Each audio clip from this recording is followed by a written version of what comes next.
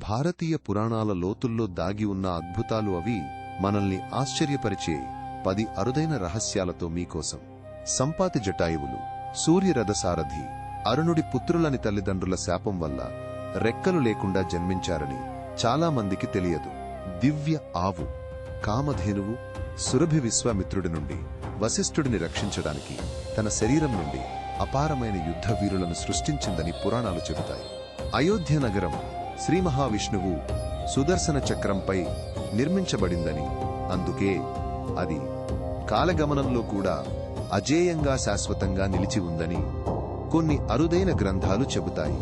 యమున నది పూర్వం మృత్యుదేవుడైన యముడి కవల సోదరి యామి అని ఆమె తన సోదరుడిని వివాహం చేసుకోవాలని కోరిందని, కాని ధర్మ సూక్ష్మాల వల్ల యముడు తిరస్కరించాడని పురాణాలు చెబుతాయి.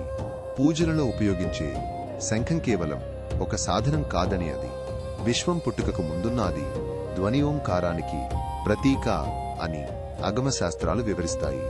కాలకూట విషాన్ని మింగిన తరువాత పరమశివుడు విశ్వశక్తులను సమతుల్యం చేయడానికి సంధ్య తాండవమనే భయంకరమైన నృత్యాన్ని చేశాడని పురాణాలు చెబుతాయి.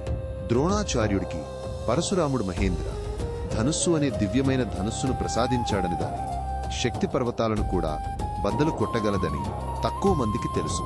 సప్త ఋషులు కేవలం జ్ఞానులు మాత్రమే కాదని, వారు విశ్వంలోని సకల ప్రాణుల ఆత్మ పరిణామానికి చేతనత్వానికి మార్గదర్శకులని ఉపనిషత్తులు వివరిస్తాయి.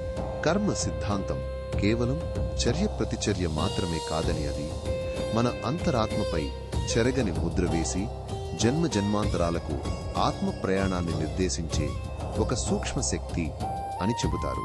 బ్రహ్మాండ పురాణం ప్రకారం సృష్టికి ముందు విశ్వం కేవలం ఒక చీకటి శూన్యమైన జలరాశి అని, దానిలో ఒక దివ్యమైన తామర మొగ్గ వికసించి దాని నుండి బ్రహ్మదేవుడు ఉద్భవించి సృష్టిని ప్రారంభించాడని చెబుతుంది.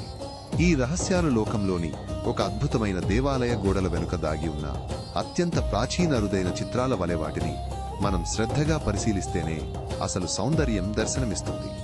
ఈ అపురూప జ్ఞానాన్ని మరింత లోతుగా తెలుసుకోవడానికి మా ఛానల్కి ఇప్పుడే సబ్స్క్రైబ్ చేయండి.